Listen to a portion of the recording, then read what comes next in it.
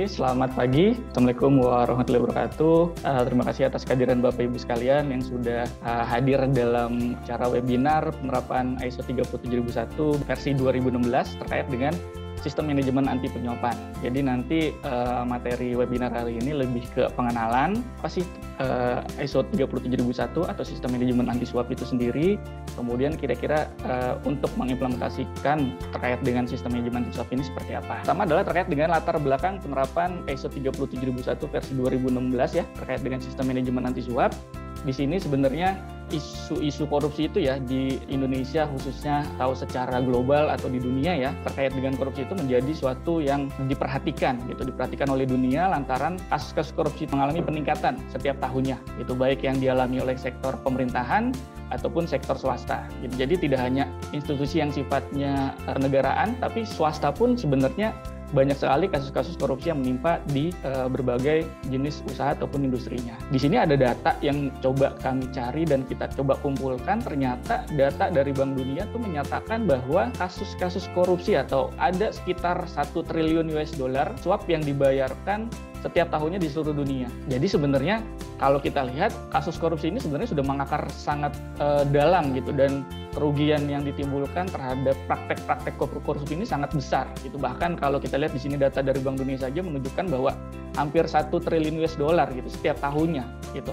Kita bayangkan kalau dana 1 triliun US dollar ini bisa kita gunakan untuk perkembangan atau kemajuan daripada suatu negara ataupun dunia ini sendiri gitu, itu banyak sekali program-program yang bisa kita jalankan gitu. Tapi dengan adanya korupsi, dengan adanya proses-proses penyuapan gitu ya kita lihat bahwa terdapat beberapa negara yang kita rasa ataupun khususnya di Indonesia sendiri gitu ya perkembangan terhadap kemajuan negaranya masih sangat relatif rendah gitu.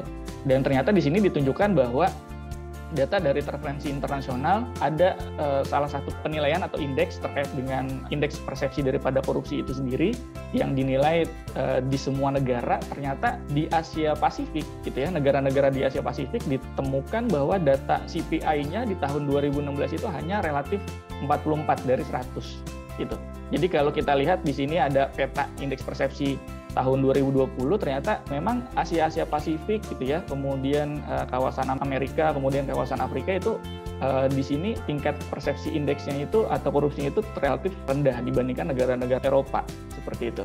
Dan informasi dari Transparency International juga disebutkan bahwa tahun 2019 saja khususnya di Indonesia ya, Indonesia itu baru di angka 40. Walaupun sebenarnya sudah terjadi peningkatan dari tahun 2018 dan 2017. Tapi kalau kita lihat sebenarnya nilai 40 itu masih jauh sekali gitu ya. Kita masih berada di posisi 85 gitu dari negara-negara lainnya gitu. Dan tahun 2020 skor kita malah menurun gitu. Skor CPI kita itu di angka 37 dan itu turun dari peringkat menjadi 102 dari 180 negara yang disurvei. Dan informasinya di tahun 2021 nilai CPI di tahun 2020 itu kita mengalami peningkatan 3 poin dari 37 menjadi 40 gitu. Tapi kalau kita lihat nilai 40 itu ya masih di angka rendah gitu. Kalau kita lihat peta atau indeksi persepsi korupsinya itu yang sudah dilihat relatif baik itu ya udah di angka 70 ke atas seperti itu. Untuk Asia negara-negara di Asia Pasifik itu nilainya masih di bawah 40 gitu atau mungkin masih di bawah 44 seperti itu. Nah, untuk menilai indeks daripada persepsi korupsi itu sebenarnya banyak sekali parameternya gitu. Tidak hanya survei yang dilakukan ke masyarakat atau warga, tetapi ada banyak parameter yang nanti akan dinilai oleh si Transparency International ini atau lembaga independen yang melakukan penilaian terhadap indeks persepsi korupsi di suatu negara gitu. Mulai dari komitmen dari kepala negara atau presidennya gitu, komitmen daripada lembaga ataupun institusinya yang lainnya gitu, itu menjadi suatu parameter untuk penetapan indeks persepsi korupsi gitu. Tidak hanya survei dari masyarakat saja gitu, karena survei di masyarakat itu pasti kan relatif ya gitu dan tergantung dari persepsi masyarakat itu sendiri gitu atau personalnya orang per orang gitu. Tapi dalam penilaian CPI itu tidak hanya dari survei dari masyarakat, tapi ternyata terkait dengan kelembagaan, komitmen dan lain-lain itu menjadi salah satu parameter untuk penilaian indeks persepsi korupsi di suatu negara. Nah, di Indonesia sendiri, berbagai kasus korupsi itu terjadi di BUMN gitu ya, bahkan di lembaga-lembaga negara, dan ini menjadi catatan buruk ya bagi pemerintah Indonesia. Walaupun sebenarnya tidak hanya di BUMN ataupun lembaga negara saja, tetapi di swasta pun saya rasa masih banyak praktek-praktek korupsi. Gitu. Masih banyak praktek-praktek korupsi yang dilakukan baik itu untuk menggolkan suatu proyek atau tender, ataupun untuk melakukan pemilihan terhadap vendor ataupun rekan bisnis. Dan informasi dari KPK tahun 2019 itu ternyata kasus-kasus korupsi itu menyebabkan kerugian negara mencapai 200 triliun per tahun. Gitu. Kalau kita lihat anggarannya 200 triliun itu merupakan 10% ya, 10% dari postur anggaran APBN di pemerintah Indonesia. 10% itu kalau kita gunakan untuk program-program pendidikan, program kesehatan, program-program lainnya itu ya ini sangat besar gitu ya, 10%. Sedangkan data dari KPK 2019 itu 200 triliun atau 10% itu sudah diambil atau dikorupsi oleh oknum-oknum gitu ya, baik dari lembaga pemerintahan ataupun BUMN ataupun lembaga swasta lainnya. Kemudian di sini ada peta ya atau ada tindak pidana korupsi yang sering ditangani KPK. Di sini ada informasi atau data dari 2004 sampai 2019, ternyata kasus penyuapan itu paling tinggi. Kasus penyuapan yang terjadi dari kasus korupsi. Jadi kalau kita bilang atau kita definisikan korupsi itu adalah banyak sekali parameternya, bisa dari penyuapan, bisa pencucian uang, bisa pungutan atau pungli, bisa perizinan dan lain-lain gitu. Nah, ternyata kasus paling besar itu adalah kasus penyuapan. Dan diinformasikan di sini dari 2004 sampai 2019 ternyata hampir 65% gitu. Kasus-kasus korupsi yang ditangani oleh KPK hampir 65% merupakan kasus penyuapan. Jadi sebenarnya kasus penyuapan ini sangat tinggi ya. Tanpa disadari kita pasti ada yang namanya penyuapan gitu, baik yang sifatnya ada uang ataupun yang sifatnya non keuangan. Gitu. Nanti akan kita jelaskan apa itu penyuapan. Dengan adanya data-data tersebut, kemudian adanya banyaknya kasus-kasus korupsi atau tingginya kasus korupsi di Indonesia, akhirnya tahun 2016 Presiden Indonesia mengeluarkan Inpres. Di sini ada Inpres nomor 10 tahun 2016 tentang aksi pencegahan dan pemberantasan korupsi.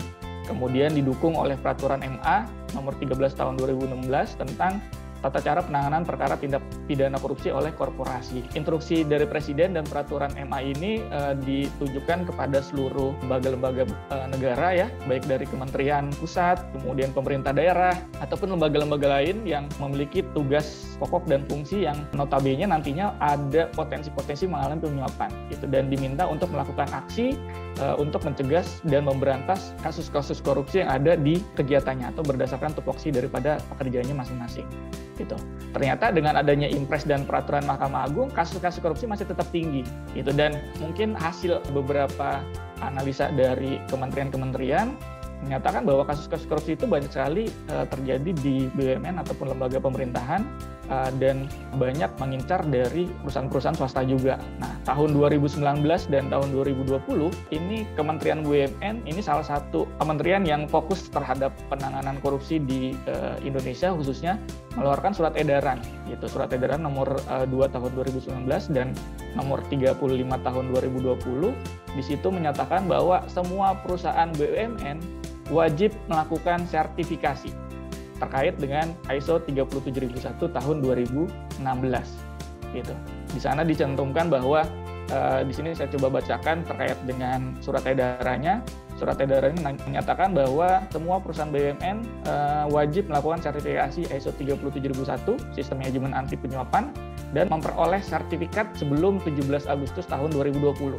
Jadi secara surat edaran, secara aturan sebenarnya dikasih waktu sampai Agustus 2020. Gitu. Walaupun sebenarnya kalau kami lihat masih banyak perusahaan-perusahaan BUMN lainnya ataupun anak-anak perusahaannya masih di tahap development, masih belum ke tahap sertifikasi. Kemudian BUMN juga harus menunjuk PSI dengan jabatan satu level di bawah direksi yang bertanggung jawab secara penuh terhadap proses sertifikasi dan menyampaikan progres sertifikasi itu setiap secara berkala kepada Kementerian BUMN. Kemudian Kementerian BUMN juga akan melakukan monitoring secara berkala terhadap perkembangan dari sertifikasi ISO 37001 yang sudah disampaikan pada surat edaran yang nomor 1-nya. Gitu. Jadi Kementerian BUMN mewajibkan gitu, makanya banyak sekali sekarang perusahaan-perusahaan BUMN ataupun anak perusahaannya menerapkan atau mendevelop sistem manajemen anti suap. Gitu. Nah, ini latar belakang adanya sistem manajemen anti suap dan kenapa perusahaan-perusahaan itu diwajibkan untuk menerapkan sistem manajemen anti suap. Dan kalau swasta bagaimana? Swasta itu nanti ada di pasal ISO 8.5 di ISO 37001 versi 2016 menyatakan bahwa perusahaan yang menerapkan sistem manajemen anti suap atau ISO 37001 versi 2016 wajib mengelola, gitu. Wajib mengelola dan memastikan anak-anak perusahaan dan rekan bisnis untuk menerapkan sistem manajemen anti suap, gitu. walaupun tidak ada statement mengenai wajib mensertifikasi, tapi di situ ada statement bahwa wajib menerapkan sistem manajemen anti suap. Dan konsekuensinya kalau mereka tidak menerapkan sistem manajemen anti suap adalah harus ada keputusan. Jadi nanti ada pasal 8.8 terkait dengan ketidakcukupan pengelolaan sistem manajemen anti suap. Di situ disebutkan bahwa kalau ada beberapa vendor atau rekan bisnis yang tidak sanggup untuk menjalankan sistem manajemen anti suap, maka perusahaan wajib mengambil keputusan apakah transaksi atau kegiatan bersama dengan rekan bisnis itu bisa dilanjutkan atau tidak. Bahkan harus mengambil keputusan untuk melakukan pemutusan terhadap kerjasama dengan rekan bisnis yang tidak dapat menerapkan sistem manajemen anti suap. Jadi secara aturan memang tidak disebutkan, baik dari segi peraturan pemerintah ataupun peraturan-peraturan lainnya.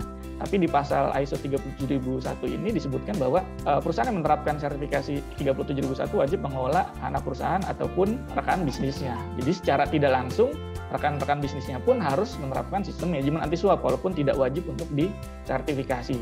Kenapa hal tersebut menjadi dasar gitu ya, dan itu mungkin menjadi latar belakang nantinya penerapan sistem manajemen anti suap di semua perusahaan. Karena beberapa faktor yang menyebabkan suap itu terjadi atau korupsi itu terjadi karena adanya peluang, karena masih adanya orang-orang yang memberikan. Jadi oknum-oknum di pemerintahan, oknum-oknum di perusahaan, baik yang sifatnya BUMN ataupun swasta, di sana itu kenapa korupsi itu tetap terjadi, kenapa masih ada budaya korupsi, karena apa? Karena masih ada peluang, masih ada orang-orang yang memberikan. Masih ada orang-orang yang memberikan suap tersebut dan masih ada orang-orang yang menerima. Kalau misalkan rantai itu kita putus, semua perusahaan tidak boleh, semua lembaga pemerintahan tidak boleh, ataupun yang lainnya tidak boleh, ada satu yang menjalankan aja biasanya tidak akan bisa berjalan gitu. Karena ini suatu rantai, kita putusin satu pasti berhenti gitu. Tapi kalau kita misalkan hanya diwajibkan untuk BUMN saja dan pemerintah saja, swasta masih ada melakukan, ya percuma, rantai itu tidak akan bisa berjalan. Rantai itu masih tetap bersambungan, jadi kita tidak bisa memutusnya gitu. Nah, korupsi itu sampai ke sana gitu. Kalau masih ada peluang, masih ada potensi-potensi orang itu memberikan ataupun menerima, maka sistem manajemen anti suap itu tidak akan bisa berjalan dengan efektif gitu. Makanya nanti ada beberapa pasal yang mewajibkan perusahaan itu berkomitmen gitu. Lebih baik tidak dapat proyek, lebih baik tidak dapat kerjaan daripada saya harus memberikan suap.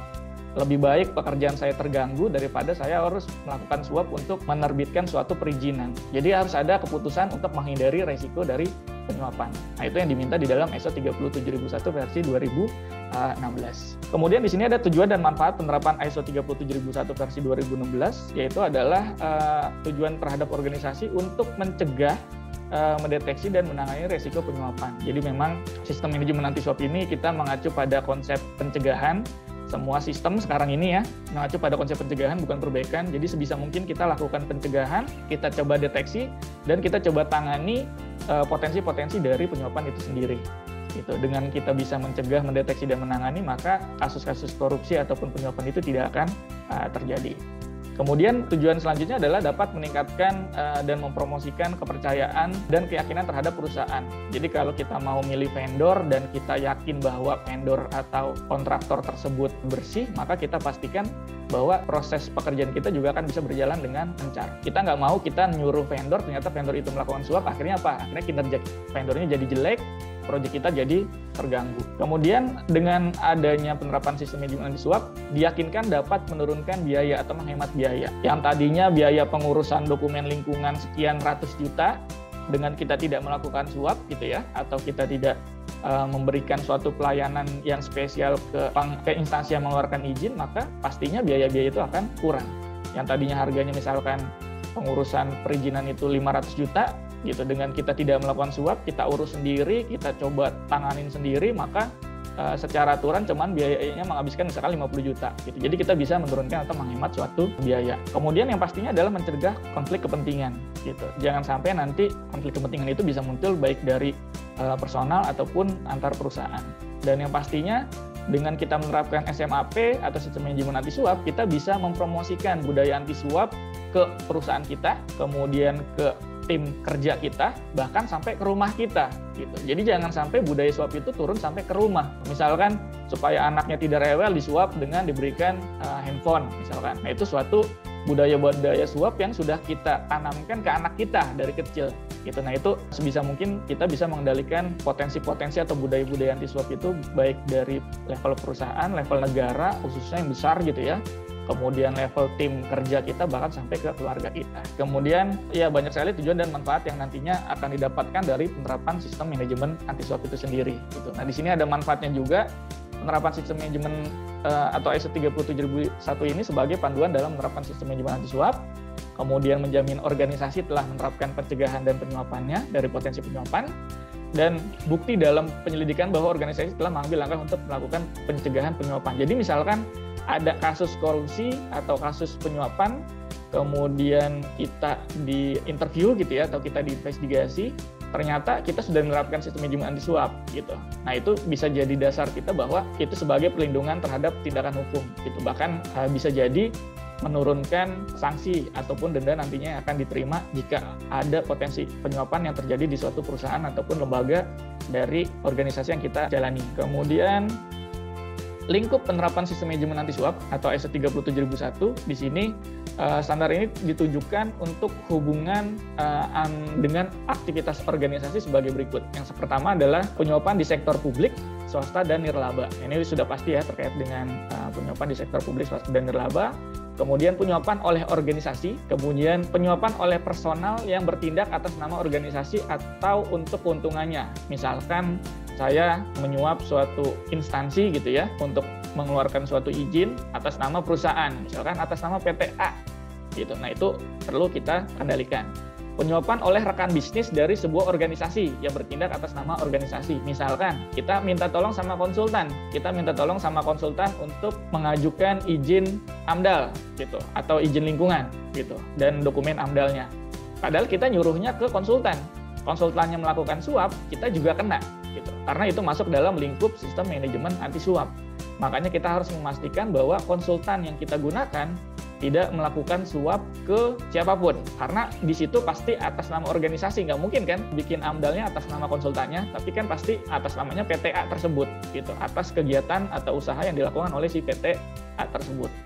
Kemudian penyuapan oleh personal organisasi sehubungan dengan aktivitas organisasi. Nah, ini sebenarnya sama saja, tapi lebih ke orangnya. Misalkan saya ingin menetapkan suatu vendor terpilih, kemudian saya minta uang untuk pribadi saya, gitu. Nah, itu juga masuk ke dalam penyuapan yang perlu dikendalikan. Begitupun dengan penyuapan rekan bisnis organisasi sehubungan dengan aktivitas organisasi. Kita ingin meloloskan tender, maka kita melakukan suap ke organisasi yang nantinya akan meluluskan suatu tender yang akan berhubungan dengan bisnis dan operasional perusahaan kita. Kemudian di sini ada penjelasan mengenai definisi suap. Di ISO 37001 itu disebutkan bahwa suap itu adalah aktivitas yang dilakukan oleh organisasi atau personal dalam hal menawarkan gitu. Jadi kita menawarkan itu sudah dibilang sebagai suatu penyuapan. Menjanjikan, saya menjanjikan nanti kalau teman saya diterima di sini, nanti kamu saya naikin jabatannya. Itu menjanjikan. Memberikan, gitu ya, kita ngasih, dan kita menerima atau meminta keuntungan. Jadi tidak hanya memberikan, tapi menerima pun sama. Gitu. Jadi di sini timbal balik nih, kita ngasih, kita nerima, itu juga sama, masuk ke dalam definisi suap. Gitu. Yang tidak semestinya dari nilai apapun. Jadi di sini ada kata kuncinya yang tidak semestinya atau di atas batas wajar. Kalau saya memberikan air mineral ke rekan bisnis 1 botol, ya itu wajar. Itu tidak masalah, tidak disebut sebagai penyuapan. Tapi kalau saya ngasihnya misalkan 2 kontainer gitu ya air mineral, nah itu tidak wajar. Nah, itu bisa masuk ke dalam definisi suap gitu. Nah, di sini yang disebut sebagai pemberian itu bisa berupa uang atau keuangan ataupun non keuangan. Yang disebut sebagai non-keuangan bisa hadiah, bisa jabatan, bisa fasilitas perjalanan, kemudian bisa berbentuk donasi dan lain-lain. Gitu. Itu bisa masuk dalam definisi suap.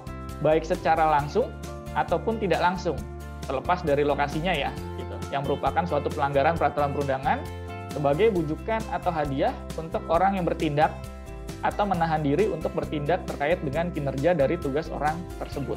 Di sini ada kata kuncinya adalah pelanggaran peraturan perundangan.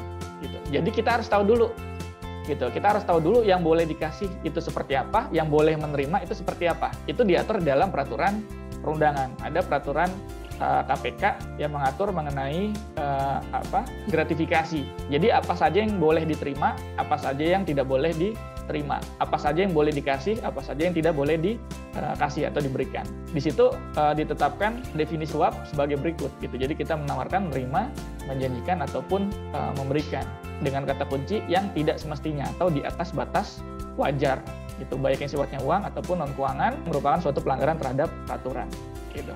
Jadi sebenarnya dikasih sesuatu sama orang boleh nggak? Boleh, asalkan tidak di atas batas wajar dan tidak melanggar peraturan perundangan, boleh gitu. Tapi kadang sering kali orang menganggap baru dikasih hadiah, wah gratifikasi nih gitu. Nah kita harus tahu dulu yang dikasih hadiahnya dalam bentuk apa, hadiahnya ini untuk tujuan apa gitu. Nah itu nanti kita mengacu pada peraturan perundangan. Nah kalau di Indonesia ada peraturan KPK yang mengatur mengenai pemberian terkait dengan gratifikasi. Nah, sedangkan di sini ada definisi sistem manajemen anti penyuapan. Di sini disebutkan bahwa sistem manajemen anti penyuapan adalah seperangkat elemen yang saling berhubungan dan berinteraksi pada suatu organisasi untuk mengarahkan dan mengendalikan organisasi dalam menyusun suatu tujuan, suatu kebijakan sebagai tindakan untuk mencegah penyuapan. Gitu. Nah, ini sebenarnya sistem manajemen anti suap ini adalah suatu bagian daripada sistem manajemen perusahaan. Jadi nantinya ke depannya anti suap bisa saja diintegrasikan ke sistem manajemen perusahaan, bisa diintegrasikan ke sistem manajemen mutu, K3, lingkungan, aset, pengamanan dan lain-lain. Seperti itu. Karena secara definisi, secara proses, secara sistem penerapan itu sama dengan sistem manajemen lainnya. Penerapan atau konsep penerapan sistem manajemen anti suap tetap mengacu pada konsep PDCA, planning, do, check, dan action, bukan planning, do, cancel again ya. Gitu. Tapi tetap di sini ada planning, kemudian ada rencana, ada pelaksanaan, ada pemeriksaan, dan nantinya ada tindakan perbaikan atau ada actionnya. Di sini konsep PDCA yang diterapkan dalam penerapan sistem manajemen anti suap, yang pertama, dalam menjalankan suatu roda PDCA pasti butuh yang namanya komitmen dari pimpinan. Sistem manajemen anti suap tidak akan bisa berjalan kalau komitmen dari pimpinan saja masih setengah-setengah. Jadi banyak sekali perusahaan yang komitmen pimpinan itu kadang tidak full, gitu, tidak 100% komit terhadap penerapan sistem manajemen. Tapi kalau sistem manajemen penyuapan, saya yakin mereka komit. Karena apa? Karena sistem manajemen penyuapan itu pasti ada hubungannya dengan peraturan, pasti ada hubungannya dengan sanksi ataupun pidananya. Gitu. Dan isu terkait dengan korupsi ataupun penyuapan itu isu yang salah satu yang difokuskan oleh perusahaan, gitu, khususnya di Indonesia. Nah, penggerak daripada PDCA ini adalah komitmen dari pimpinan, gitu, dan pimpinan ini merupakan suatu dasar dalam keberhasilan daripada penerapan sistem manajemen anti suap, gitu ya. Kalau komitmennya bisa fokus, komitmennya bisa full, gitu ya, maka kebijakan, strategi perusahaan begitupun dengan sasaran pasti akan tercapai. Gitu. Tapi kalau misalkan komitmennya masih setengah-setengah, ya kasti kasus korupsi, kasus penyuapan itu pasti akan tetap terjadi. Gitu. Jadi ujung-ujungnya planning, do, cancel again. Kemudian dalam penerapannya atau do-nya, di sini organisasi harus pastinya mengidentifikasi resiko anti penyuapan, kemudian memahami peraturan perundangan dan menetapkan sasaran serta target dan program untuk mencegah resiko-resiko penyuapan. Kemudian untuk di dunia juga organisasi harus menjalankan berbagai aktivitas untuk mencegah korupsi sesuai dengan rencana yang telah disusun. Itu kalau di pasal ISO-nya 37001 ini di pasal 7 dan di pasal 8-nya. Kalau perencanaan itu di pasal 6-nya, komitmen pimpinan itu di pasal 4 dan di pasal 5-nya. Kemudian di tahapan evaluasi atau cek, di sini perusahaan atau organisasi diminta untuk memeriksa, gitu ya, memeriksa terkait dengan perencanaan, pelaksanaan sistem manajemen anti penyuapan dengan cara apa? Dengan cara pemantauan pengukuran, yang pertama, yang kedua dengan cara audit internal, dan yang ketiga dengan cara pelaksanaan tinjauan manajemen. Kemudian ada yang namanya actionnya atau perbaikannya adalah jika terdapat kesesuaian, terdapat penyimpangan, maka perusahaan atau organisasi itu harus menetapkan yang namanya tindakan korektif, gitu, atau tindakan perbaikannya atau corrective action-nya, yang nantinya corrective action tersebut akan dijadikan dasar untuk melakukan atau menetapkan konsep pencegahannya atau tindakan pencegahannya. Dan yang terakhir adanya suatu respon, jadi sistem manajemen anti suap tidak akan bisa berjalan kalau respon daripada karyawan, respon daripada rekan bisnis, ataupun respon daripada pihak-pihak yang berkepentingan itu tidak berjalan dengan efektif. Gitu. Jadi respon yang dimaksud di sini adalah harus adanya partisipasi terhadap laporan-laporan, gitu, partisipasi terhadap laporan-laporan pelanggaran baik yang sifatnya di organisasi itu sendiri ataupun yang sifatnya berhubungan dengan pihak yang berkepentingan juga. Konsep PDC ini harus bisa berjalan dan dijalankan oleh komitmen dari pimpinan. Banyak sekali proses penerapan sistem manajemen anti suap itu tidak berjalan efektif jika komitmen dari pimpinan itu tidak berjalan. Contoh misalkan ada kasus tender ataupun kasus business development gitu, pengembangan bisnis. Kemudian ternyata oknum daripada customer atau pelanggan tersebut minta disuap gitu ya, atau misalkan minta suatu hadiah. Di sini harus ada keputusan dari top manajemen, keputusan dari komitmen dari top manajemen. Apakah proyek tersebut kita ambil atau kita lepas? Nah, itu ada pasal 8.8-nya. Kalau misalkan tetap kita ambil, berarti kita menerima suatu resiko yang nantinya akan muncul kalau misalkan tetap kita ambil. Kalau misalkan kita ambil, pasti sistem itu tidak akan bisa berjalan dengan efektif karena kasus penyuapan itu terjadi pada proses tender gitu, pada proses feasibility study-nya. Itu makanya di beberapa klien yang kami pegang, mereka pada saat proses feasibility study untuk produk baru ataupun project baru, salah satu yang mereka pertimbangkan adalah terkait dengan sistem manajemen anti suapnya. Gitu. Apakah ada informasi mengenai permintaan-permintaan dari oknum ataupun permintaan-permintaan dari perusahaan yang sifatnya tidak wajar. Jadi kalau kita lihat definisi suap tadi adalah yang sifatnya tidak wajar dan melanggar peraturan perundangan.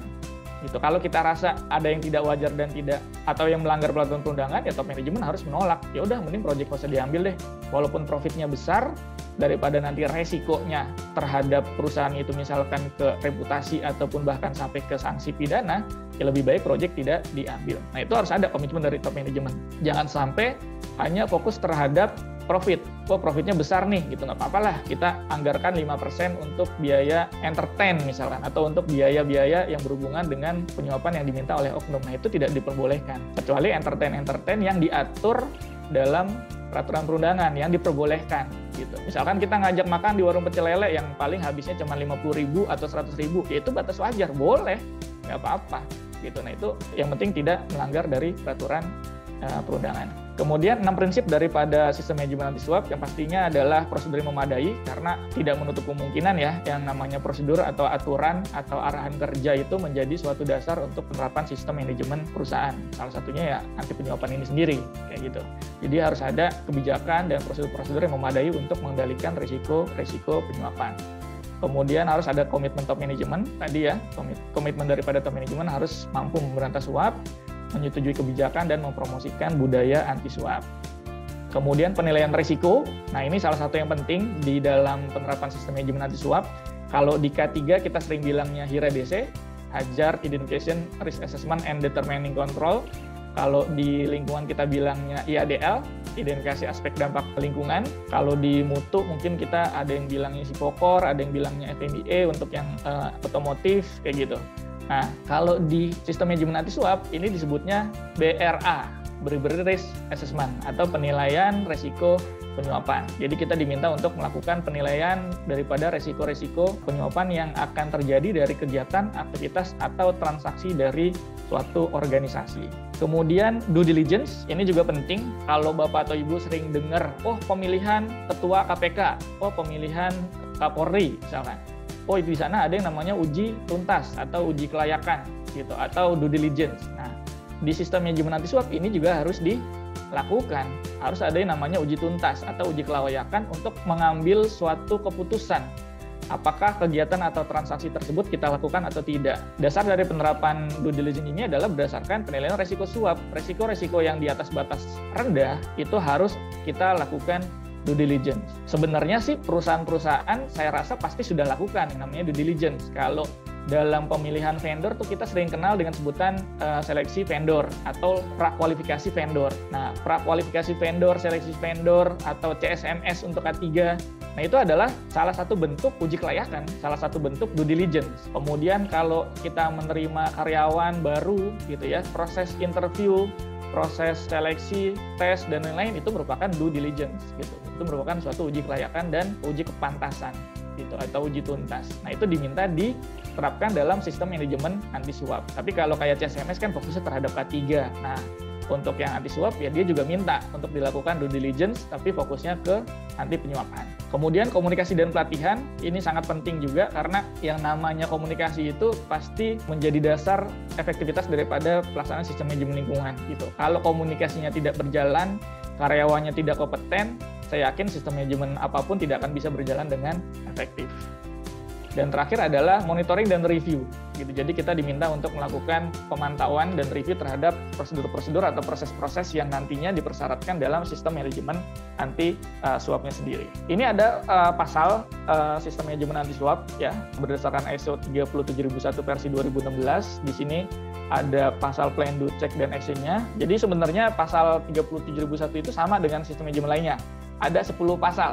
Pasal 1 itu ruang lingkup, pasal 2 itu referensi normatif, pasal 3 istilah dan definisi, pasal 4 baru masuk ke dalam persyaratannya. Jadi persyaratan yang perlu diterapkan oleh perusahaan itu mulai dari pasal 4 sampai dengan pasal 10. Dan sebenarnya ini mirip sekali dengan sistem manajemen mutu K3 dan lingkungan gitu. ISO 9001, 14001, 45001 ya konsep hierarki dokumennya seperti ini gitu, mulai dari konteks organisasi, kemudian leadership, ada perencanaan, ada support, di dalamnya ada pelatihan, kompetensi, sumber daya, komunikasi, kepedulian, kemudian ada operasi, evaluasi kinerja, dan peningkatan berkelanjutan. Yang membedakan sistem manajemen mutu K3 lingkungan itu ya fokusnya di dunia. Gitu. Kalau di dunia, kalau di K3 itu ada 8182, kemudian di lingkungan juga sama 8182 gitu. Di mutu banyak gitu. Ada banyak pasal terkait dengan pasal 8-nya, begitupun di sistem manajemen anti suap. Di sini ada 10 pasal yang ada di pasal 8 gitu terkait dengan perencanaan dan pengendalian operasi, ada uji tuntas atau due diligence, ada pengendalian keuangan. Jadi nanti proses sistem manajemen anti suap ini harus melakukan audit keuangan gitu. Jadi nanti akan dilihat terkait dengan pembayaran, penerimaan, dan lain-lainnya gitu. Dan pembayaran pun nanti akan diaudit terkait dengan bukti-bukti dari pembayaran tersebut. Misalkan pembayaran ini dibayarkan untuk apa, kwitansinya mana, atau bukti transfernya mana, gitu. Diterima oleh siapa, ada pajaknya atau tidak. Jadi sampai ke sana nanti. Dan masing-masing perusahaan itu harus membuka informasi mengenai keuangan yang dilakukan oleh perusahaan itu sendiri. Kemudian ada pengendalian non-keuangan, kemudian ada komitmen anti penyuapan, hadiah, dan lain-lain. Untuk dicek dan actionnya ini sama dengan sistem manajemen lainnya. Khusus untuk di sistem manajemen anti suap, proses tinjauan manajemen itu dilakukan dengan 3 tahapan. Gitu. Kalau sistem manajemen lain kan tinjauan manajemen hanya dihadiri oleh top manajemen dan perwakilan manajer ataupun perwakilan karyawan. Kalau di anti suap, tinjauan manajemen itu ada tinjauan manajemen top manajemen, ada tinjauan dengan dewan pengarah. Nah, dewan pengarah ini kalau di beberapa perusahaan disebutnya dewan komisaris, dan tinjauan yang dilakukan oleh tim FKAP atau tim fungsi kepatuhan anti penyuapan. 3 tupoksi ini atau 3 struktur ini harus ada nih. Harus ada top manajemen. Top manajemen biasanya direktur, bisa direktur utama ataupun presiden direktur. Dewan pengarah adalah dewan komisaris. FKAP adalah orang atau kelompok orang yang ditunjuk untuk mengelola sistem manajemen anti suap. Dan orang-orang yang ditunjuk ini harus independen atau bisa saja perwakilan dari masing-masing departemen atau divisinya. Nah, ini pasal yang dipersyaratkan di dalam ISO 37001 mulai dari pasal 4 sampai dengan pasal nomor 10-nya. Kemudian Central System coba petakan terkait dengan prosedur-prosedur yang khusus ataupun yang umum biasa diterapkan di sistem manajemen anti suap. Prosedur khusus yang biasanya atau wajib ada dalam penerapan sistem manajemen anti suap adalah prosedur terkait dengan penilaian risiko penyuapan. Di sana diminta organisasi menerapkan suatu standar, prosedur ataupun aturan mengenai penilaian risiko penyuapan. Gitu. Jadi nanti harus ada prosedur BRA-nya, Bribery Risk Assessment-nya. Kemudian harus ada prosedur pelaporan pemberian gratifikasi. Banyak perusahaan menerapkan prosedur gratifikasi ini mengacu pada peraturan dari KPK.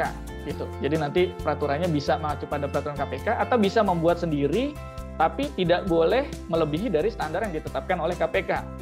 Misalkan KPK menetapkan bahwa boleh memberikan suatu hadiah terhadap personal ataupun rekan bisnis yang melakukan pernikahan gitu ya. Di situ misalkan maksimal adalah 1 juta. Nah, kalau kita lebih dari itu ngasihnya, itu nggak boleh. Gitu. Tapi kalau kita bilang bahwa maksimal 500.000, nah itu diperbolehkan. Gitu. Jadi tidak boleh melebihi standar yang ditetapkan oleh peraturan KPK. Kemudian prosedur mengenai pelaporan penyuapan atau WBS, Whistleblowing System, dan prosedur investigasi kejadian penyuapan. Di beberapa perusahaan, WBS itu sudah merangkum atau mencakup prosedur terkait dengan investigasi kejadian penyuapan. Itu biasanya jadi satu tuh, prosedur WBS. Jadi nanti biasanya prosedurnya ataupun SK direksinya adalah pelaporan penyuapan dan investigasi kejadian. Gitu. Nah, itu biasanya jadi satu. Tapi kalau mau dipisah pun tidak masalah. Yang terakhir adalah prosedur terkait dengan due diligence. Gitu. gitu. Jadi aturan-aturan dasar menetapkan due diligence itu nanti harus ada prosedurnya. Sedangkan prosedur umum yang biasa digunakan atau biasa dipersyaratkan di dalam sistem manajemen anti suap sama dengan sistem manajemen lainnya, diminta prosedur tinjauan manajemen gitu. Nah ini bahasanya prosedur itu bisa berlaku aturan, bisa berlaku nanti misalkan bentuknya WI, bisa nanti bentuknya SK direksi atau apapun ya gitu. Jadi tidak harus bentuknya prosedur. Kalau di sistem manajemen penyiapan bilangnya aturan, sistem ataupun arahan gitu terkait dengan sistem manajemen anti suap itu sendiri. Nah ini kita coba gambarkan ada prosedur tinjauan manajemen, prosedur audit internal, prosedur ketidaksesuaian dan tindakan perbaikan, prosedur penetapan objektif target dan program. Ini bisa pakai prosedur, bisa tidak perlu prosedur, tapi langsung kita tetapkan objektif target programnya. Mungkin kalau di perusahaan-perusahaan BUMN sering sebutannya dengan RKAP. Kemudian ada prosedur pemantauan dan pengukuran dan evaluasi. Kemudian prosedur rekrutmen, biasanya di HCM atau di SDM atau di HRD. Prosedur pelatihan, prosedur pembelian, di sana harus ada proses seleksi dan evaluasinya. Ada prosedur keuangan, nanti ada accounting, ada pajak, ada pembayaran, ada penerimaan atau penagihan gitu. Kemudian prosedur pemasaran ataupun penjualan, marketing and sales. Kemudian business development, nanti di dalamnya ada feasibility study, apakah proyek tersebut bisa kita ambil atau tidak gitu ya. Kemudian terkait dengan operasi atau produksi, terkait dengan desain, jika ada gitu ya, kalau kita tidak ada proses desain ya berarti tidak perlu kita pertimbangkan terkait dengan sistem manajemen anti suapnya. Terus prosedur pengendalian informasi terdokumentasi, pengendalian dokumen dan rekaman itu juga dipersyaratkan. Dan dokumen-dokumen lain sesuai dengan bisnis proses organisasi. Gitu. Jadi nanti disesuaikan dengan bisnis proses organisasi. Makanya nanti dalam penerapan sistem manajemen anti suap kita harus gambarkan dulu tuh BPM-nya, bisnis proses mapping-nya. Itu baru nanti kita lihat dari bisnis proses mapping itu yang mana yang dipersyaratkan dalam sistem manajemen anti suapnya, yang mana yang ada potensi-potensi untuk melakukan penyuapan. Makanya kita tetapkan pengendaliannya, di dalamnya kita tambahkan pengendalian-pengendalian yang berhubungan dengan pencegahan penyuapannya. Nah, ini adalah prosedur-prosedur yang biasanya dipersyaratkan. Nah, kemudian kita masuk, mungkin untuk pelatihan hari ini tidak membahas semua prosedur, tapi akan difokuskan di prosedur khususnya ya, yang berhubungan dengan risk assessment, kemudian gratifikasi, WBS, dan due diligence. Gitu. Nanti kalau untuk yang lain-lainnya mungkin Bapak atau Ibu bisa hubungi sales untuk training, mungkin ya, bisa in-house training ataupun bisa yang public training, misalnya seperti itu. Kemudian ini terkait dengan risk assessment. Nah, konsep SMAP atau sistem manajemen anti suap ini berarti mengacu pada konsep pencegahan, jadi beralih yang darinya perbaikan menjadi konsep pencegahan gitu. Nah, sama halnya dengan sistem manajemen K3, lingkungan ataupun mutu, sebelum kita menetapkan tindakan pencegahan ataupun preventive action, maka kita harus tahu kira-kira ada potensi apa sih gitu. Ada potensi-potensi apa saja yang menyebabkan suatu masalah itu muncul. Kalau untuk K3 berarti suatu kecelakaan, suatu penyakit akibat kerja. Kalau lingkungan suatu pencemaran, kalau produk atau mutu komplain dari customer gitu atau konsekuensinya. Nah, kira-kira yang menyebabkan itu terjadi apa? Gitu. Makanya ada yang namanya ilmu manajemen resiko. Dari tahun 2015 itu ilmu manajemen resiko itu lagi booming nih, lagi rame. Semua perusahaan pasti nerapin yang namanya ERM atau manajemen risk gitu. Atau risk management. Karena memang dasar untuk mengendalikan suatu masalah ya kita harus tahu dulu potensinya. Kalau di K3 sebutannya HIRA DC, kalau di lingkungan sebutannya IADL, kalau di mutu terkait dengan otomotif sebutannya FMIE. Nah, kalau untuk di SMAP atau sistem manajemen suap sebutannya adalah BRA, Bribery Risk Assessment. Kita diminta untuk mengidentifikasi potensi-potensi penyuapannya, kita tetapkan pengendalian operasionalnya. Jika nanti terjadi suatu kejadian penyuapan atau konsekuensi dari penyuapan, kita lakukan investigasi dan kita tetapkan corrective action-nya. Corrective action dari yang kita lakukan untuk mencegah daripada kasus konsekuensi ini kita kembalikan menjadi konsep pencegahan atau preventive action. Kita pindahkan ke depannya sebagai pengendalian operasional. Nah, itu terus saja muter-muter terus gitu. Jadi kita diminta untuk update risk assessment-nya, kita nilai ulang, kemudian kita lihat kemungkinannya, kejadiannya. Kalau ada kejadian, kita lakukan tindakan perbaikan. Nah, ini adalah konsep pencegahan dalam risk management. Nah, kalau kita lihat, risk itu selalu disebutkan gitu ya, resiko. Kira-kira definisi resiko apa sih? Nah, di sini disebutkan bahwa resiko itu adalah semua tentang ketidakpastian gitu ya, yang dampaknya atau berdampak terhadap ketidakpastian suatu pencapaian daripada target ataupun sasaran. Nah, di 31.000 terkait dengan risk management disebutkan bahwa risk itu adalah ada suatu event risk-nya, kemudian ada cause risk-nya, penyebab resiko itu muncul, dan ada konsekuensinya. Kalau event risk ini terjadi, kira-kira konsekuensinya apa? Kemudian kenapa sih event risk ini bisa terjadi? Kejadian resiko ini kenapa bisa terjadi? Nah, kita diminta untuk menetapkan yang namanya cause risk, event risk dan konsekuensi risk. Tujuannya apa sih kita identifikasi risiko ini? Yang pastinya adalah pencapaian daripada sasaran. Sasaran terkait dengan sistem manajemen antissuap apa? Itu adalah zero kasus bribery, tidak ada kasus penyuapan. Itu adalah goals daripada sasaran atau target dari penerapan sistem manajemen anti penyuapan. Proses identifikasi dari ataupun penilaian risiko penyuapan di sini adalah harus dilakukan atau tahapannya itu adalah harus dilakukan terhadap semua proses, semua aktivitas yang dilakukan oleh organisasi. Gitu. Kita harus lihat kejadian risikonya apa, penyebabnya dari mana, dan dampak atau konsekuensinya itu seperti apa. Nah, di sini ada beberapa risiko-risiko utama yang harus diwaspadai oleh perusahaan. Diantaranya ada konflik kepentingan. Jadi risiko itu tidak hanya dalam bentuk uang, gitu, tapi konflik kepentingan pun ada. Suap dan fasilitasi pasti ada. Kemudian pengeluaran tambahan seperti hadiah, hiburan, sponsor itu masuk ke dalam event risiko. Ataupun pencucian uang atas perolehan hasil dari suatu kejahatan. Itu adalah event risk-nya atau kejadian risikonya. Dampaknya apa sih konsekuensinya? Konsekuensi yang terjadi jika risiko itu muncul, saya mengacu pada buku KPK ya, yang diterbitkan oleh KPK. Di situ disebutkan bahwa risiko-risiko atau konsekuensi yang muncul dari event penyuapan atau kasus penyuapan adalah pastinya berdampak terhadap reputasi. Ada juga berdampak terhadap kerugian aset termasuk keuangan, ada terhadap kepatuhan, nanti bisa bentuknya sanksi atau denda, dan bisa juga berdampak terhadap kualitas layanan, termasuk kinerja yang buruk. Gitu. Dampak dari atau resiko atau konsekuensi dari resiko ini tergantung dari organisasi pastinya. Tapi kalau kita mengacu pada buku yang diterbitkan oleh KPK, mereka menetapkan 4 jenis resiko terhadap reputasi, kerugian, kepatuhan, ataupun sanksi dan denda, dan pelayanan ataupun kinerja. Tapi beberapa klien kami dia netapin ada juga yang berhubungan dengan produktivitas, bisa saja. Ada juga berhubungan terhadap kompetensi daripada sumber daya manusia, bisa saja. Gitu. Nah, itu nanti dasar-dasar penetapan dampak atau resiko itu di dalam 37.001 itu dibebaskan. Konsekuensinya mau seperti apa, dikembalikan terhadap organisasi atau perusahaan itu sendiri. Ini contoh proses rekrutmen. Gitu. Ini contoh identifikasi risiko penyuapan, proses rekrutmen, aktivitasnya adalah penetapan calon karyawan terpilih. Event risk-nya adalah ada potensi penyuapan berupa imbalan sebagai sebagian daripada penghasilannya ataupun gajinya dari calon karyawan yang diminta oleh oknum SDM untuk meloloskan proses seleksi. Nah, ini ada nih potensi penyuapan. Saya tekankan kembali pada saat kita identifikasi penilaian risiko penyuapan, di situ kan ada istilahnya ketidakpastian. Jadi kalau kita bilang, Pak, di kita mah nggak ada kayak gini. Ya nggak ada, tapi potensi itu ada nggak? Ada, tetap diidentifikasi. Gitu. Jadi potensi-potensi penyuapan, event risk itu tetap harus diidentifikasi, walaupun kita rasa di sini mah nggak ada, Pak, di sini nggak boleh menerima imbalan, di sini udah ada fakta integritas. Nah, itu berarti pengendaliannya sudah kita lakukan. Tapi potensi itu masih tetap ada nggak? Masih tetap ada. Makanya kita diminta untuk mengidentifikasi dan menilai daripada event risk tersebut. Kemudian kita nilai, kita lihat close risk-nya apa sih? Oh, ternyata terjadinya suatu penyuapan ini karena tidak adanya informasi ke calon karyawan bahwa proses seleksi itu tidak dipungut biaya. Nah, kalau misalkan perusahaan bilang, oh kita ada Pak, diinformasikan. Ya, tapi tetap harus diidentifikasi. Potensi-potensi, ya bahasanya kan ketidakpastian. Gitu. Ketidakpastian bisa jadi yang sekarang diinformasikan, besok lupa untuk diinformasikan. Misalkan seperti itu. Kemudian belum adanya sanksi dan denda yang jelas mengenai imbalan atau ucapan terima kasih gitu, terkait dengan kelulusan proses rekrutmen. Cost risk ini bisa banyak. Tergantung dari event risk-nya. Tapi bisa juga cost risk-nya cuma satu. Oh, di kita cost risk-nya karena tidak ada informasi, Pak. Nah, berarti satu aja nggak apa-apa. Gitu. Tapi semakin banyak kita bisa dapetin penyebab, maka semakin banyak juga kita bisa menetapkan suatu pengendalian. Nah, pengendalian itu kan bisa berbentuk prosedur, bisa berbentuk lain-lainnya, gitu ya. Aplikasi dan lain-lain, gitu ya. Nah, itu semakin banyak penyebab itu kita dapat, maka semakin banyak atau semakin bagus pengendalian nantinya akan kita terapkan.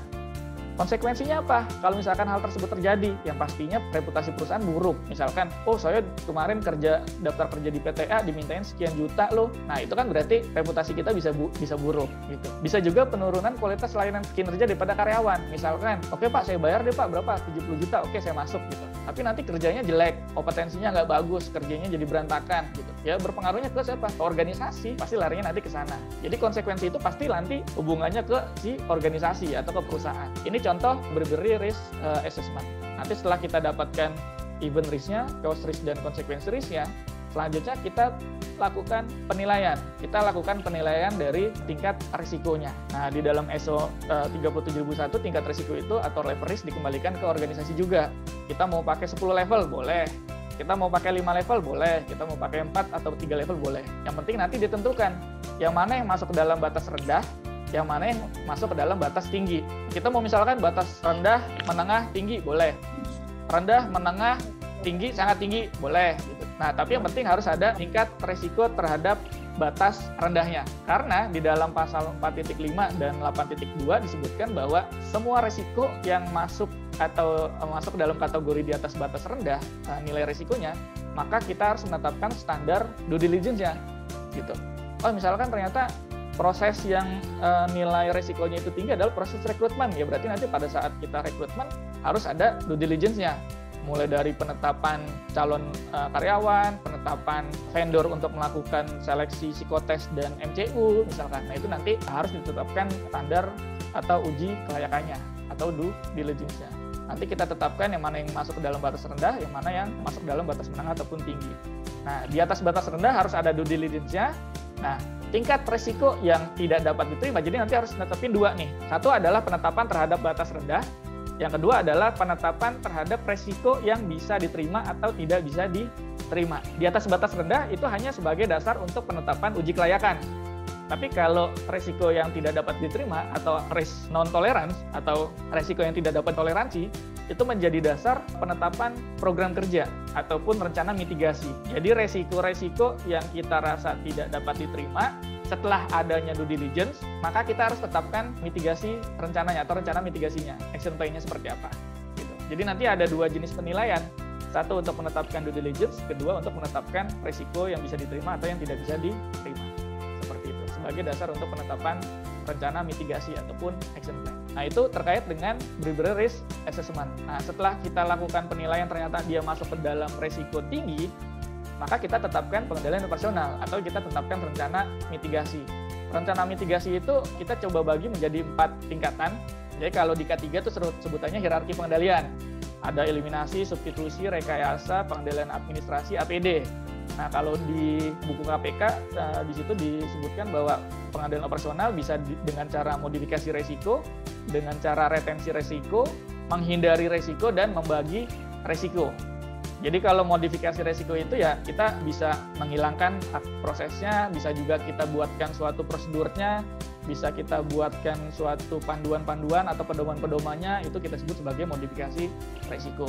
Kalau retensi resiko itu artinya ya udah kita putuskan resiko ini kita terima, jika nanti terjadi sesuatu maka konsekuensi dari resiko tersebut kita harus terima. Misalkan tadi untuk memenangkan proyek atau tender kita harus memberikan sekian, kemudian kita lakukan, nah itu kita terima. Ya udah nanti kalau terjadi sesuatu siapa yang bertanggung jawab? Oh, yang bertanggung jawab adalah direktur utama. Ya udah, berarti direktur utama. Jika terjadi suatu investigasi dan aktivitas atau kegiatan tersebut masuk ke dalam definisi gratifikasi yang tidak diperbolehkan, maka itu menjadi tanggung jawab dari top manajemen. Gitu. Jadi retensi resikonya itu berarti ya udah kita terima saja resiko-resiko yang nantinya akan menimpa atau akan muncul di perusahaan kita. Itu yang retensi resiko. Kemudian ada yang namanya menghindari resiko. Kalau memang kita rasa ya udah deh, daripada resikonya itu nanti muncul, konsekuensinya itu besar banget ke perusahaan, lebih baik apa?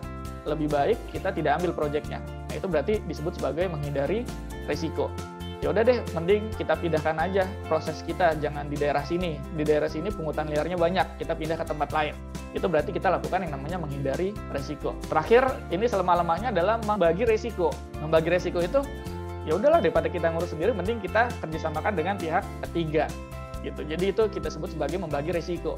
Tapi membagi resiko nantinya pasti ada retensinya juga. Misalkan ternyata ada kasus penyuapan yang dilakukan oleh konsultan ataupun rekan bisnis kita terhadap suatu organisasi ataupun instansi, pasti ada retensinya ke kita. Nah, ini membagi resiko ini dan retensi resiko itu sebisa mungkin tidak dilakukan karena nantinya bisa saja menggagalkan sistem manajemen anti suap yang kita jalankan. Jadi kalau bisa dimodifikasi ataupun dihindari resikonya.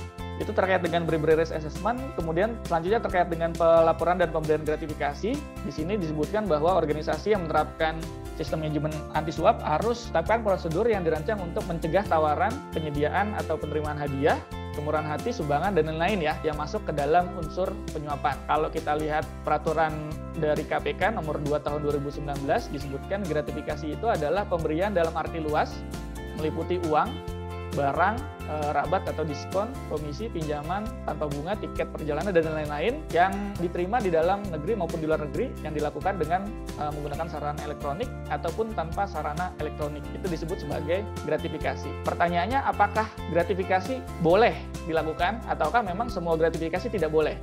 Nah, di dalam peraturan KPK nomor 2 tahun 2019 disebutkan ada gratifikasi yang perlu dilaporkan dan ada gratifikasi yang tidak perlu dilaporkan. Artinya memang gratifikasi itu boleh nggak? Boleh. Gratifikasi itu boleh asalkan tidak melanggar peraturan.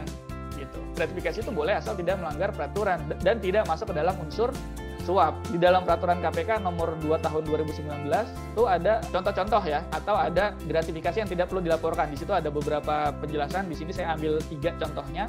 Contoh yang pertama adalah pemberian terkait dengan pertunangan, pernikahan, kelahiran, akikah, dan lain-lain dengan batas nilai sebesar 1 juta. Jadi kalau kita ngasih 1 juta, boleh nggak ke acara nikahan? Boleh.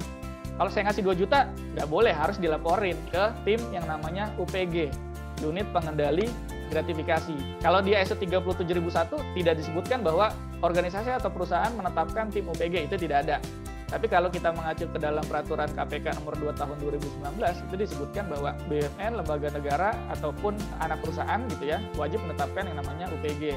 Tapi kalau untuk 37001 sih tidak wajib. Yang penting di dalam 37001 itu ada orang ataupun bagian bertugas untuk mengendalikan gratifikasi, termasuk sosialisasi sampai nanti penanganan ataupun penetapan terkait dengan gratifikasi tersebut. Contoh yang kedua, pemberian sesama kerja atau sesama rekan kerja dalam rangka pisah sambut, misalkan ada yang pensiun, ada yang mutasi jabatan, ulang tahun. Nah, di sini paling banyak 300.000 gitu. Misalkan kita ngasih 100.000 nih per orang, nggak apa-apa. Nah, ini beberapa klien kami tuh sempat cerita gini, Pak, kalau kayak direktur pensiun nggak mungkin Pak dikasih 300.000 gitu kan. Biasanya kan dibeli hadiahnya misalkan jam tangan, harganya 10 juta.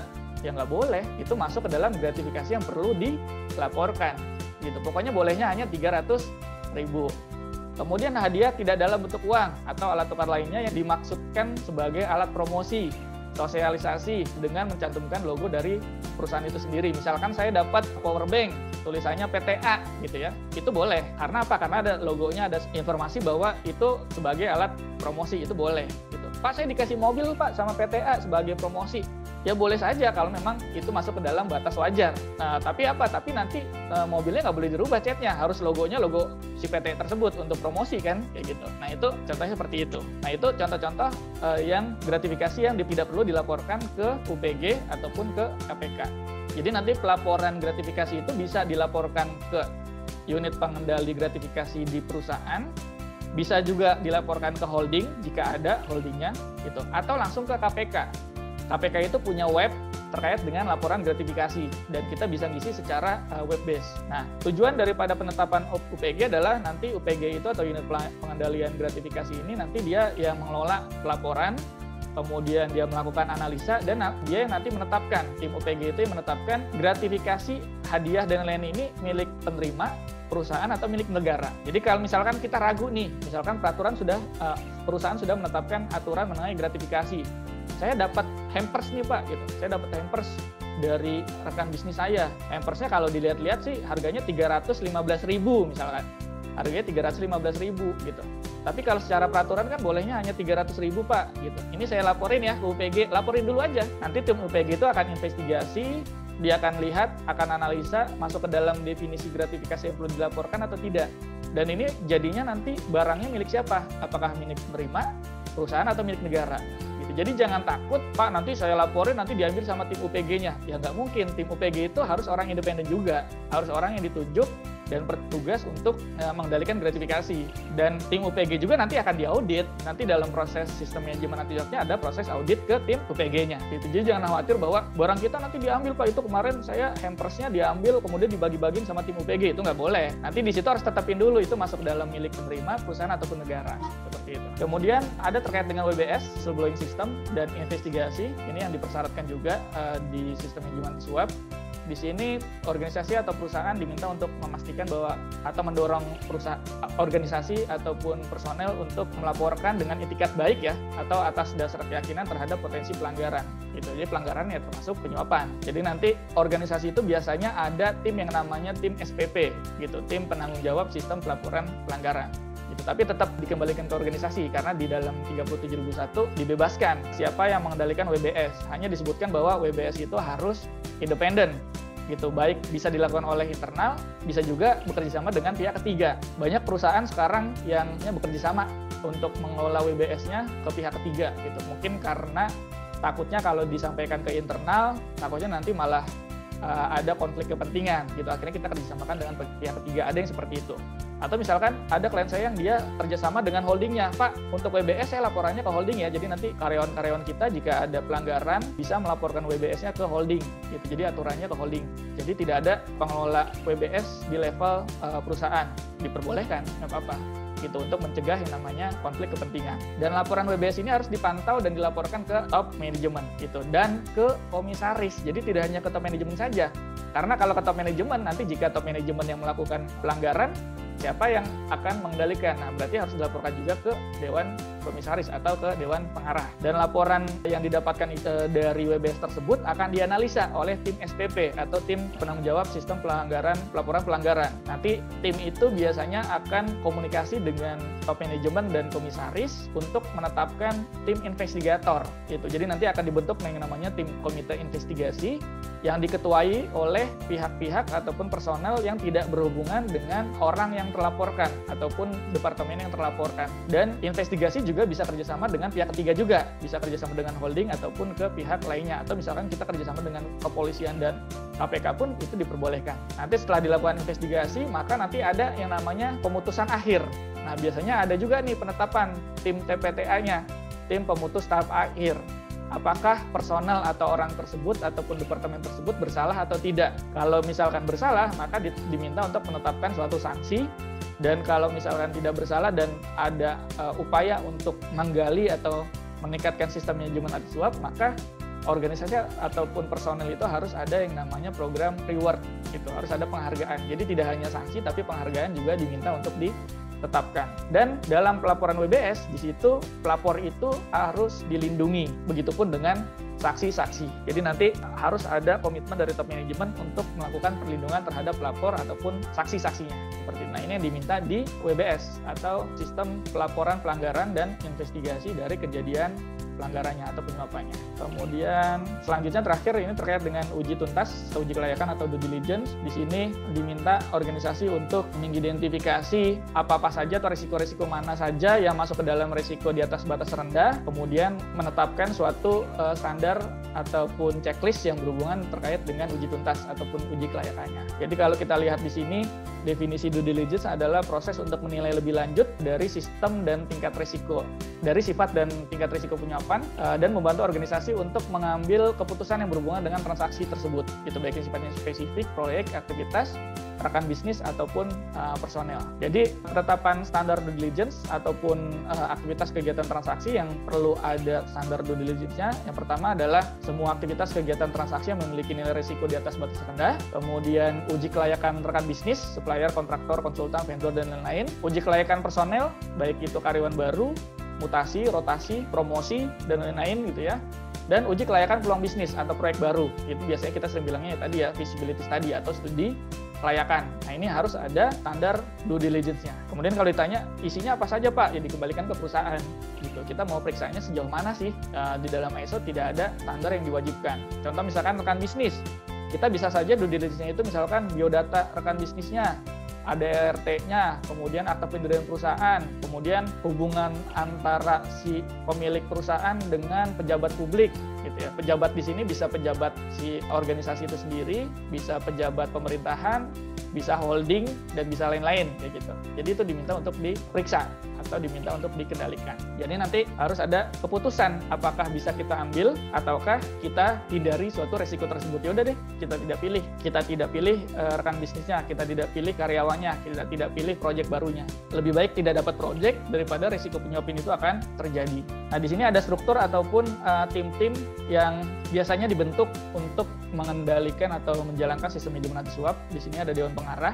Biasanya kalau di beberapa perusahaan disebutnya Dewan Komisaris gitu ya. Di sini tugasnya menyetujui kebijakan anti anti penyuapan, memastikan bahwa strategi atau kebijakan itu sudah sejalan. Jadi nanti kalau sistem manajemen mutu K3 lingkungan, biasanya policy atau kebijakan itu hanya ditandatangani oleh top manajemen. Tapi kalau di sistem manajemen anti suap, tanda tangannya harus ada 2. Jadi nanti tanda tangannya harus ada direksi dan ada dewan pengarah atau dewan komisaris.